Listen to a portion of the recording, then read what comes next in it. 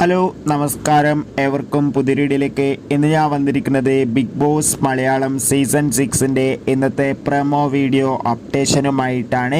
വീഡിയോയിൽ മുൻപ് video like ചെയ്യുക, ചാനൽ സബ്സ്ക്രൈബ് ചെയ്യുക. ഈ വരുന്ന ജൂൺ മാസം ഇനി ധാരാളം ചിത്രങ്ങൾ OTT റിലീസ് ചെയ്യാൻ പോവുകയാണ്. നമ്മുടെ ചാനൽ ഭാഗം പരിശോധിച്ചാൽ നിങ്ങൾക്ക് കാണാൻ വേണ്ടി സാധിക്കും.